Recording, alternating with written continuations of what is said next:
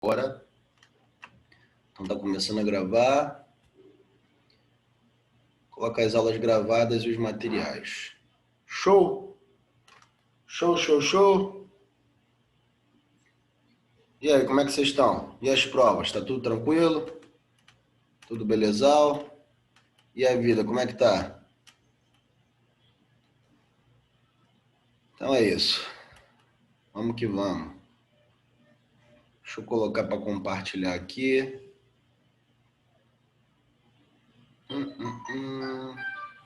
Vamos começar com bactérias, né? Bom dia, Jessiquinha. Vamos começar com bactérias, que foi a aula que a gente não terminou na semana passada. Deixa eu...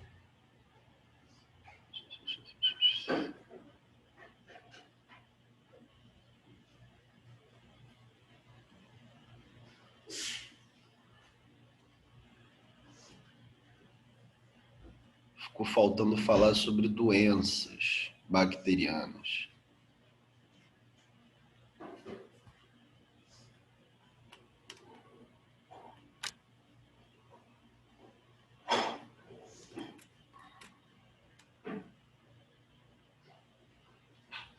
Na medida do possível, tá tranquilo, né, Gabi? Na medida do possível. Bom dia, Alice. Vamos lá. Foi. Então, a gente falou sobre as bactérias, né?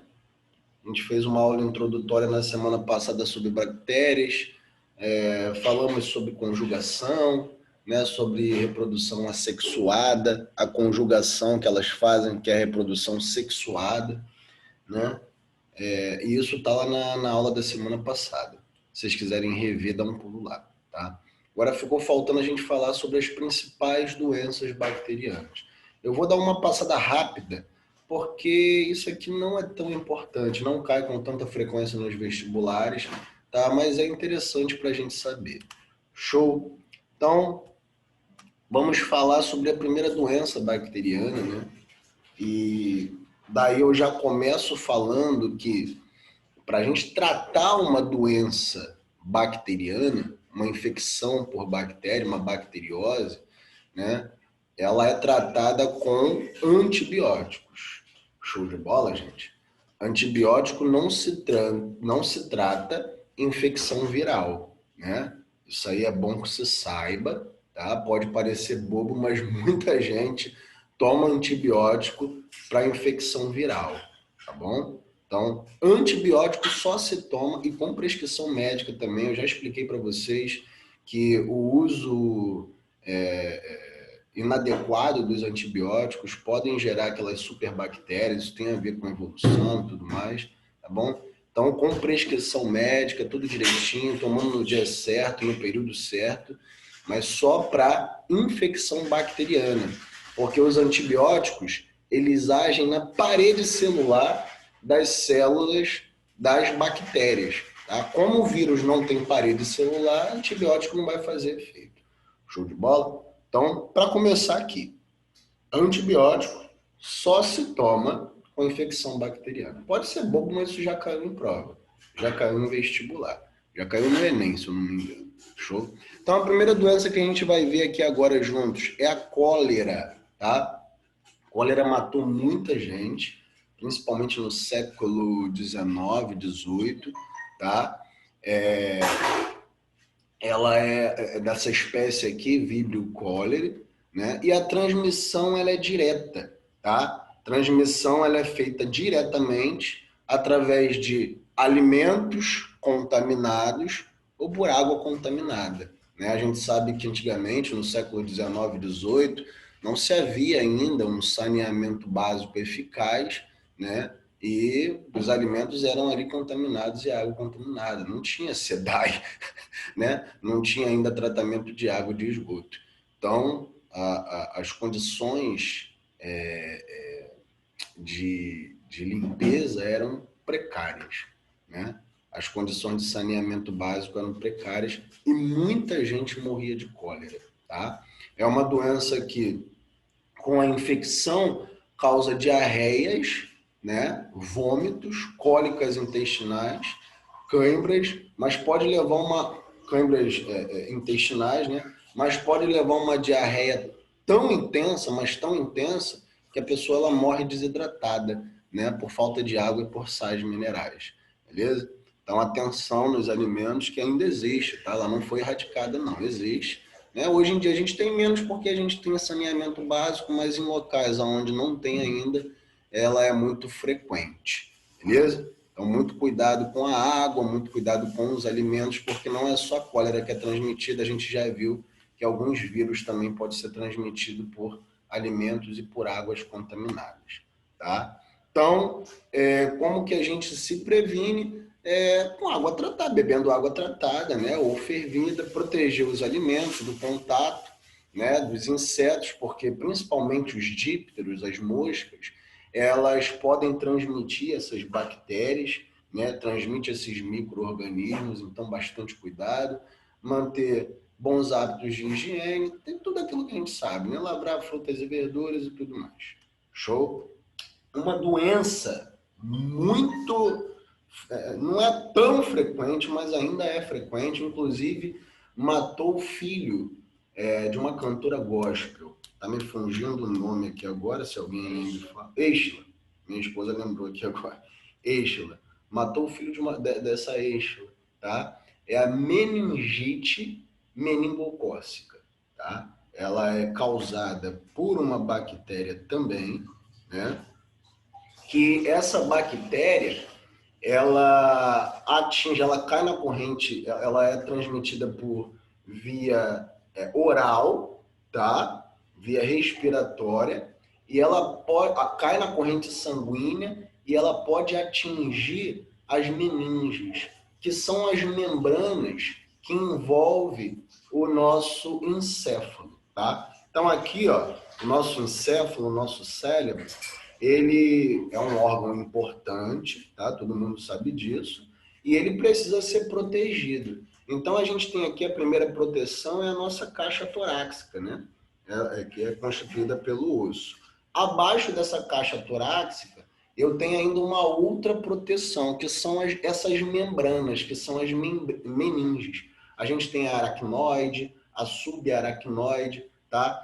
E essas bactérias, elas atingem essas membranas das meninges, tá? Por isso que a gente chama de meningite, tá? É uma doença grave, beleza? Tem que tomar bastante cuidado. Os sintomas, como se fosse uma gripe, né? A pessoa começa a se sentir fraca, febre e tudo mais, mas tem uma questão que você faz que é crucial para verificar se a pessoa está com meningite, né? Você pega a nuca da pessoa e coloca aqui no peito. Se a pessoa reclamar de dor na nuca, corre para o hospital que pode ser meningite, tá? Não estou falando que é, mas que pode ser meningite. Então aperta aqui, ó, a nuca da pessoa, o queixo dela no peito. Se ela não conseguir fazer isso aqui, esse movimento aqui, ou fizer com dificuldade, sentir dor, pode ser um problema. Pode ser um problema, tá? Então é bom ver porque é uma doença grave, porque quando essas meninges elas enchem de água, né, elas pressionam o encéfalo, né, e aí a pessoa entra em coma, perde o movimento locomotor, para tudo, né, porque é o nosso cérebro que controla tudo, né? Então tem que se tomar bastante cuidado a meningite, beleza? Outra doença bacteriana, qual é essa daqui, gente? Ah, tá. Essa daqui é da meningite. É a Neisseria meningitidis, beleza? Ela é através das vias respiratórias, como eu falei, tá? E pode ser passada também através de objetos contaminados. Então, bastante atenção. Olha quanta doença que a gente está vendo que é transmitida, tá? Por objetos contaminados, beleza? Então, bastante atenção, cuidados com higiene também, tá? E os sintomas são dores de cabeça, dor de garganta, febre alta, tá vendo? Parece uma gripe. Mas essa rigidez na nuca é um sintoma que pode precaver, tá? Então, se a pessoa ela for atendida rapidamente, isso pode ser precavido, tá? Pode levar também a coma e a morte. E existe vacina também contra a meningite, beleza? Bom, outra doença que também matou muita gente no século XIX, XVIII, a tuberculose, tá? Mas matou muita gente. E pessoas importantes, né? Pessoas da literatura. Muita gente morreu de tuberculose, tá? Antes da medicina encontrar, achar os antibióticos, muita gente se morria. Era a principal doença que matava, era a tuberculose. Tá? Transmitida pelo Mycobacterium tuberculosis, tá claro, não precisam decorar isso aqui, eu nunca iria saber, eu tô lendo, tá? Não precisam decorar um nome, tá? Mas a doença é bom saber porque é uma doença importante, né? E é bom saber também que a transmissão é feita por vias respiratórias, tá? Olha também quanta doença é feita por via respiratória, tá? Então, esses cuidados que a gente está tendo com o coronavírus, gente, isso pode ser importante para o futuro, né? Eu acho que esses cuidados, mesmo quando a vacina, existir uma vacina aí para o coronavírus, né? A gente tem que continuar com essas precauções, porque não só doenças virais, mas muitas doenças bacterianas também são transmitidas por via respiratória, por gotículas de saliva contaminada, né? Que é expelida pelo doente durante a fala, tá? Durante o espirro, durante a tosse. Então, esses cuidados é bem importante, beleza? Os sintomas da tuberculose: a tosse, o escarro, né? Mas aí é um escarro com sangue, né? E aí é uma causa que você já consegue identificar. Febre, emagrecimento e cansaço, porque ela atinge os pulmões, e aí como os pulmões ficam muito debilitados, a pessoa tem que fazer uma força imensa para respirar, né? Isso faz ela gastar ainda mais energia e ela acaba emagrecendo, né? E gastando essa energia, ela também fica mais cansada, beleza? Essa doença, tuberculose, não é tão comum hoje em dia, mata ainda muita gente, mas muito menos do que antes, porque existe uma vacina, tá? Que a gente toma na nossa infância, que é o BCG, tá?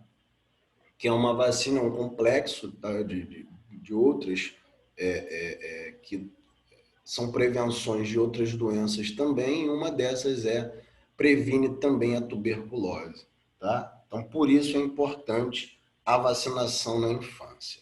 Show de bola? Vamos para outra doença bacteriana importante, o tétano, tá? O tétano. Essa vocês devem ter ouvido falar, a mamãe sempre falava, olha, pô, se feriu, vamos passar água oxigenada no machucado, para, se tiver tétano ali, a gente prevenir. Tá? O tétano, ele é uma bactéria anaeróbia, tá? Vocês já sabem o que é isso.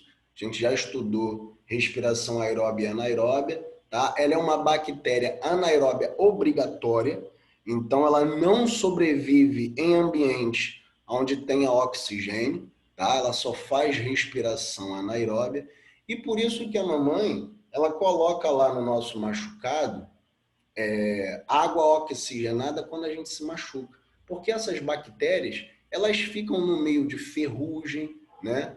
Objeto enferrujado, elas podem estar contaminando o solo. Então, quando a gente se machuca, no nosso ferimento pode conter ali o Clostridium tetani, tá? Que é essa bactéria que vai causar o tétano, beleza? Então, quando a gente coloca água oxigenada no nosso machucado, a gente já sabe, que eu já falei para vocês, a gente tem a enzima catalase. Lembra daquela reação que a gente fez com o fígado? Lá quando a gente ainda estava nas nossas aulas presenciais. Então, essa enzima catalase vai reagir com a água oxigenada, formando água pura e formando oxigênio. Esse oxigênio, entrando em contato com o Clostridium, ele vai matá-lo, porque ela é uma bactéria anaeróbia obrigatória, beleza?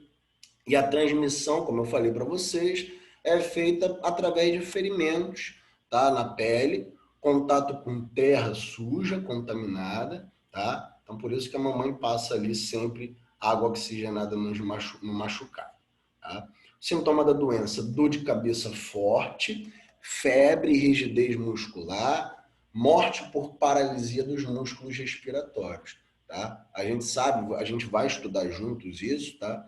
Quando a gente chegar em sistema respiratório, mas quem controla a nossa respiração são os nossos músculos, por exemplo, o diafragma, os músculos intercostais das costelas. Sabe aquela costelinha do Outback que a gente gosta? Então, essa costelinha do Outback é um músculo intercostal, né? Essa bactéria, ela atinge esses músculos, tá? Atinge os músculos em geral, mas principalmente esses músculos. Então, a pessoa ela tem rigidez e aí não consegue respirar, vai tendo paralisia, paralisia, paralisia, até não conseguir mais respirar, tá? Então, bastante importante, por isso a vacina antitetânica é importante. Eu tomo sempre, né? Porque sou biólogo, eu vivo na mata, né? Então eu tenho sempre que tomar minha vacina antitetânica. E é bom também vocês tomarem, né? Todo mundo, vacina não, nunca é demais. Outra doença bacteriana, leptospirose, vocês já devem ter ouvido falar muito, né? É uma bactéria que é transmitida através da urina de animais, né, invertebrados, principalmente vertebrados, perdão, principalmente ratos, tá? Então, o bichinho vai lá, o ratinho vai lá, urina num produto, numa latinha de cerveja, numa latinha de água, né? Numa latinha de refrigerante, a pessoa vai lá, bebe e se contamina com essa bactéria, tá? Que causa febre, dores de cabeça, tá? Causa também esses espasmos musculares, né? Essa rigidez muscular, vômito, e pode também levar à morte, tá? Porque a rigidez muscular pode ser tão excessiva que causa paralisação dos músculos respiratórios, beleza? Teve até um caso, né? Não foi um dia desse não, tem um tempo, mas teve esse caso aí de um magnata que fez uma festa no iate, né? E aí, uma festa regada a churrasco, cerveja e tal, e aí bebendo e tal, não sei o que, não sei o que, não sei o que. No outro dia, uma pancada de gente morreu, outras pessoas foram parar na UTI, né? Quando foram ver, as latinhas de cerveja estavam num sótão, né? Tava cheio de rato, o sótão estava contaminado, estava infestado de ratos, né? E a transmissão pode ter sido através da urina desses animais, né? Então, bastante cuidado quando comprarem esses produtos. É bom sempre lavar, né, o local onde vocês colocam a boca, porque pode estar contaminado. Beleza, gente? Então, higiene nunca é demais, tá? Higiene nunca é demais. Outra doença que é doença bacteriana, que essa é uma IST, tá? A gente conhecia antigamente como DST, doença sexualmente transmitível. Agora a gente fala IST, porque a gente trata agora como a infecção sexualmente transmissível, tá? Por que a gente trocou essa nomenclatura? Porque nem toda IST é uma doença, tá? Pode ser apenas uma infecção bacteriana ou viral, mas que não causa nenhum tipo de doença, tá? Não causa nenhum tipo de sintomas mais graves. Então, agora a gente trata como IST, beleza? E uma delas é a sífilis, tá? É uma bactéria, Treponema pallidum, tá? Que causa a sífilis, beleza? A transmissão é por contágio sexual, tá? Objetos contaminados também podem contaminar a pessoa, ou de mãe para feto, porque essa bactéria também pode ser transmitida pela placenta, tá? Os sintomas da doença: lesões no sistema nervoso, né? Pode levar também, casos mais graves, pode levar a cegueira, paralisia e morte, tá? A prevenção é sempre o uso de preservativos. Então, quando ativarem a sua vida sexual, sempre, sempre, sempre usem preservativos, tá, gente? Essas são algumas sequelas da sífilis, tá vendo? Causa uma mancha vermelha pelo corpo, tá? Os casos mais graves de infecção. Outra doença, uma IST, uma infecção bacteriana, é a gonorreia, tá? Também a transmissão é por contágio sexual. Os sintomas no homem um corrimento de pus na uretra, né, que é o canal que é o contato ali da bexiga com o testículo, né, na uretra. Ali corre pus, porque é nesse local que a bactéria que causa gonorreia ela atua, né? E o homem também tem uma ardência toda vez que vai urinar, tá? E casos mais graves de gonorreia pode causar esterilidade. Na mulher não tem tantos sintomas, não tem sintomas mais graves, mas pode ter um corrimento mais esbranquiçado na vagina, beleza? E a prevenção sempre, sempre, sempre, uso de preservativos, tá? Uma doença que não é tão falada, mas também que matou muito antigamente, tá? A coqueluche, né? Hoje está praticamente erradicada, tá? A transmissão também por gotícula de saliva, secreção por vias respiratórias, que são eliminadas pelo doente ao falar ou ao tossir, tá? Sintomas: tosse frequente e prolongada, e a prevenção é vacina, tá? Por isso que ela foi praticamente erradicada, porque, se eu não me engano, a BCG, uma dessas vacinas que a gente toma na infância, ela também tem ali a prevenção contra a coqueluche, tá? Outra doença é a hanseníase, tá? Não se chama, isso é lei agora, tá, gente? Não se pode mais chamar a pessoa de leprosa. Isso é crime contra a lei. A pessoa pode te processar por isso. Não pode chamar mais pessoas com hanseníase de leproso, tá? A gente chama doença da hanseníase, tá? É uma doença que atinge a pele, né? Então a transmissão é contato direto de pessoa para pessoa, tá? Então, se tem uma pessoa com hanseníase, eu entro em contato com ela, eu posso me contaminar, tá? Inclusive, na Bíblia, né, as pessoas com hanseníase ficavam num local mais separado, ficavam isoladas, né, não tinham contato com as pessoas saudáveis, né?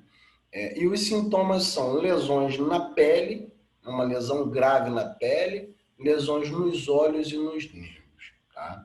Não há prevenção, infelizmente, não há como prevenir, apenas um tratamento paliativo. Então, tem uso de pomadas, né, que a pessoa passa, que são tratamentos paliativos, mas não há prevenção, tá? Então, a prevenção é só evitar o contato mesmo. Show? Então, aí algumas sequelas da hanseníase. Outra doença bacteriana, o botulismo, é uma infecção alimentar, tá? Uma intoxicação alimentar. E essa bactéria, ela se aloca, ela também é uma bactéria anaeróbia obrigatória, tá? Ou seja, ela faz respiração anaeróbia e ela se aloca em alimentos enlatados, tá? Como esses enlatados de salsicha, né? De palmito. Eu não como essas coisas, eu evito comer. Primeiro que eu não gosto, né? Eu acho o gosto muito artificial. E segundo, também para evitar, né, a contaminação por botulismo. Então, muito cuidado, se vocês gostam desses alimentos, tenham cuidado para anotar no fundo dessas embalagens que, se ela tiver um pouco abaulada, não coma, joga fora. Joga fora. Porque ali pode conter essa bactéria que causa botulismo, tá? Porque no momento que ela faz respiração anaeróbia, ela solta alguns gases que causam o abaulamento dessa embalagem.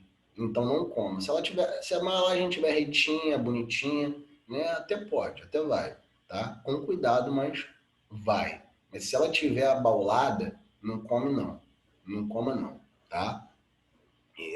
Cuidado também para no prazo de validade, tudo bonitinho, porque é uma doença grave. Tá? Os sintomas são infecções no estômago e no intestino, febre, vômitos, diarreia, e essa diarreia pode ser tão grande, né? Esses vômitos podem ser tão grandes que pode causar desidratação e pode levar à morte. Show? Então acabamos aqui a nossa aula de infecções virais. Show? Professor, a BCG ajuda na imunidade contra a hanseníase, né? Não. Não, meu amor. Não, Malu. Não ajuda, não. A BCG, se eu não me engano, é tuberculose. Ah, eu não vou lembrar aqui agora. Depois eu olho para vocês. Não estou lembrando aqui agora. Desculpa. Mas uma delas é tuberculose. A hanseníase não tem cura. Não tem prevenção. Não tem prevenção, infelizmente. Prevenção é só evitar o contato mesmo com pessoas contaminadas, tá? Claro, sem preconceito, sem, né? Isso é sempre bom falar, mas é bom evitar o contato com pessoas contaminadas, mas a gente não tem prevenção para hanseníase ainda. Professor, estou só... Ah, tudo bem, Nalanda? Tudo bem, meu amor? Você já tinha falado comigo, vai lá. Pode ficar tranquila que o nome vai estar aqui. Inclusive, gente, eu vou tirar um print para toda a nossa live. Eu vou tirar um print aqui agora. Deixa eu só tirar dessa, porque às vezes vocês saem, né? Não voltam. Tô brincando. Então vamos lá. Vamos agora falar sobre tecido conjuntivo. Terminar a nossa aula de tecido conjuntivo, que é rapidinho, tá? Ficou alguma dúvida aqui, gente? Nas doenças bacterianas? Posso prosseguir? É tranquilo, né? É só falar sobre doenças bacterianas, não tem nada de mais, não. Deixa eu só colar aqui esse print.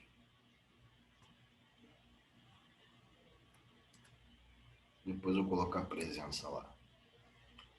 Tá bom, então. Então é isso. Então agora eu vou compartilhar com vocês a aula de tecido conjuntivo, tá? Que vai ser rápida. A gente vai falar hoje só sobre tecido ósseo e tecido cartilaginoso. É bem rápido, é bem tranquilo também, vocês vão ver. A aula hoje é sussa, é tranquilona, tá? E depois a gente termina falando sobre protozoários, que também é tranquilão. Beleza? Molezinha. Como é que titia é bonzinho com vocês? Só dá aula fácil. Então, ó, vamos falar sobre tecido ósseo, né? A gente falou sobre tecido conjuntivo, né? Deu uma introdução na semana passada de tecido conjuntivo, mostrou as principais diferenças, né? Dos tecidos conjuntivos e os epiteliais, tá? Então, o tecido epitelial, as células são muito justapostas, né? No tecido epitelial não tem o sangue, não tem a transmissão nervosa. Já no tecido epitelial também, eu não tenho matriz intercelular, ou então tenho muito pouca matriz intercelular, tá? Que é a matriz que envolve as células, que é constituída por água, sais minerais e outras proteínas, tá? Agora, o tecido conjuntivo é totalmente o contrário. As células não são justapostas, então elas ficam espaçadas. Tem muita matriz extracelular, tá? Ou intercelular também, porque ficam entre as células, né? E eu também tenho sangue, então eu tenho vasos sanguíneos ali no tecido conjuntivo e também tenho tecido nervoso nesse tecido conjuntivo também. Então eu tenho transmissão nervosa ali. Show? O tecido ósseo, que nós vamos falar agora, e o tecido cartilaginoso, que também nós vamos falar posteriormente, os dois fazem parte desse tecido conjuntivo. Show de bola? Então vamos lá para tentar. Bom, tecido ósseo primeiro. Ele é o principal constituinte dos ossos, né? que em conjunto constitui a maior parte do esqueleto. Então, a gente está vendo aqui um esqueleto humano, né? Todo mundo já viu na vida, tá? O esqueleto, ele é formado por ossos e por cartilagem, que é o tema da nossa aula de hoje. A maior parte do nosso esqueleto é formado por ossos, que nós vamos falar agora, tá? Qual a função desse tecido ósseo? Muito fácil, tá? A primeira função e a mais importante é dar sustentação. Tá? Então, o nosso corpo, ele não se sustentaria sem os ossos, tá? Imagina, nosso corpo formado só por músculo. Né? A gente seria como se fosse uma bexiga, né? A gente não se sustentaria. Os ossos, eles dão a sustentação ao nosso corpo, tá? E junto com os músculos, né, agregado aos músculos, eles também dão a movimentação, tá? Ajudam a gente a se locomover, né? E outra coisa importante, que as pessoas só se anotam para isso, né, sustentação e movimento, e se esquecem de uma coisa extremamente importante que o tecido ósseo ele faz. Eles são responsáveis também pela produção de células do sangue. É isso mesmo, tá? Então ele tem uma função hematopoética, que é a função de produzir células do sangue. Então as nossas hemácias, tá? Não todas as células do sangue, mas principalmente as nossas hemácias, que são as principais células sanguíneas, que são elas que levam os gases aos tecidos, tá? Essas hemácias são produzidas dentro dos ossos, na medula óssea vermelha, como a gente vai ver daqui a pouco, beleza? E além também de ser um importante reservatório de cálcio, né? Então os nossos ossos, eles são formados por algumas proteínas, né? Colágeno e tudo mais, elastina e tudo mais, mas também são formados por sais, por cristais de cálcio, né? E esses ossos, eles são importantes reservatórios de cálcio, porque o nosso organismo precisa de cálcio. Por exemplo, para coagulação sanguínea, quando a gente se machuca, né, para que o nosso sangue ele coagule, eu preciso de cálcio, né? Para o meu músculo se contrair, para a contração do músculo, eu também preciso de cálcio. Então, o cálcio ele não é necessário apenas para ser um constituinte dos ossos, não. Outras partes fisiológicas do corpo também precisam de cálcio, né? E os ossos é o órgão mais importante que serve como reservatório para esse cálcio no organismo. Show de bola, gente? Então vamos ver agora mais algumas especificidades. Bom, os ossos são estruturas rígidas, né, como a gente já sabe, sendo sua rigidez devida ao material extracelular. Então, ele é um tecido conjuntivo, possui matriz extracelular, tá? E essa rigidez ela é mantida porque seu material extracelular é diferente do material extracelular dos outros tecidos conjuntivos. Show? Contém substância fundamentalmente rica, né, em cálcio, tá? Que vai dar essa rigidez, né? Mas também em outros elementos, como fósforo, desculpe, e magnésio, tá? O osso, no entanto, embora ele seja rígido e resistente, ele oferece também uma certa flexibilidade, tá?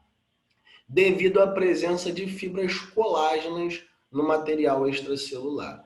Então, os ossos, eles possuem algumas células, que a gente vai ver aqui agora, tá? São três principais células dos ossos, então são poucas, vocês vão ver que é bem fácil, tá? Essas células estão envoltas num material extracelular, que é constituído principalmente por cálcio, que dá essa rigidez ao osso, tá? Mas também por fibras colágenas, tá? Que vai dar uma resistência, mas também uma certa flexibilidade. Entendido? Então vamos ver agora as principais células que constituem os ossos, o nosso tecido ósseo, tá? Então olha só, gente, esqueci uma coisa. A gente sabe que, vocês já viram um neném, né? Você pega a perna de uma criança recém-nascida e joga na cabeça e a criança vai rir como se nada tivesse acontecendo. Agora tenta fazer isso com uma pessoa mais velha, né? Se você não quebrar a perna, se você não quebrar a perna da velha, ela vai te bater até. Por que isso acontece? Por que o neném é mais flexível? Justamente por causa disso. Quando a gente é mais novo, as nossas células ósseas, elas estão com uma atividade maior, né? E elas produzem mais fibras colágenas, que vão dar a resistência que eu falei, mas também dá uma flexibilidade, tá? Então, quando a gente é mais novo, a gente tem uma flexibilidade muito maior. Quando a gente vai ficando mais velho, até os nossos movimentos vão ficando mais difíceis, né? Vocês veem a dificuldade que é para um velhinho andar na rua, tá? Principalmente por causa disso, porque essas células dos ossos vão perdendo a atividade metabólica dele vai ficando mais baixa, ele não produz mais fibras colágenas e a flexibilidade do osso vai sendo menor, beleza? Então a diferença é essa. Nos ossos mais jovens que a gente está falando aqui, eles são ricos de células chamadas de osteoblastos. Se vocês quiserem anotar, tá? Nos ossos mais jovens, de pessoas mais jovens, elas são ricas de células chamadas osteoblastos, tá? O que são células osteoblastos? São células que possuem diversos prolongamentos, né? Então é fácil de notar num corte histológico, e que são dotadas de intensa atividade metabólica, tá? Então são essas células que eu falei que estão em intensa atividade metabólica e produzem muitas fibras colágenas, né? São elas as responsáveis pela produção de fibras colágeno, matéria orgânica da matriz e interferem nos mecanismos de incorporação de sais minerais na substância intercelular. Mas conforme a gente vai ficando mais